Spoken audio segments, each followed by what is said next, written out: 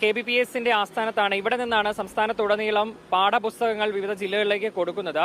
നിലവിലുള്ള ഒരു സ്റ്റാറ്റസ് പ്രകാരം ഇത് ഇപ്പോൾ ഇനി ആരാണ് വിദ്യാഭ്യാസ മന്ത്രി എന്ന് അറിയില്ല. വിദ്യാഭ്യാസ മന്ത്രിയുടെ ശ്രദ്ധയിലേക്ക് കൂടി വേണ്ടിയാണ് പറയുന്നത്. പൂർണ്ണമായിട്ട് ടെക്സ്റ്റ് ബുക്കുകൾ അച്ചടിച്ച് അത് ജില്ലാ ഡിപ്പോകളിലേക്ക് എത്തിച്ചിട്ടുണ്ട് എന്നതായിരുന്നു ഇപ്പോൾ നിലവിൽ സ്ഥാനമൊഴിഞ്ഞ സർക്കാർ പറഞ്ഞിരുന്നത്, അവകാശപ്പെട്ടത്. എന്നാൽ സ്ഥിതി അങ്ങനെയല്ല.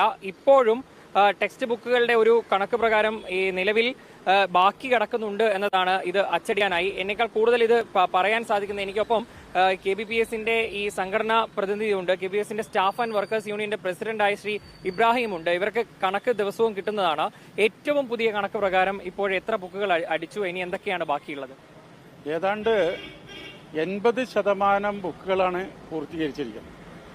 നമ്മുടെ പഴയ ഗവൺമെന്റ് പറഞ്ഞത് സ്കൂള് തുറക്കുമ്പോൾ തന്നെ എല്ലാ പുസ്തകങ്ങളും സ്കൂളുകളിൽ എത്തിക്കുമെന്നാണ്. പക്ഷെ ആ സമയത്ത് 20% ബുക്ക് മാത്രമേ KBPS അടിച്ചിട്ടുണ്ടായിരുന്നു.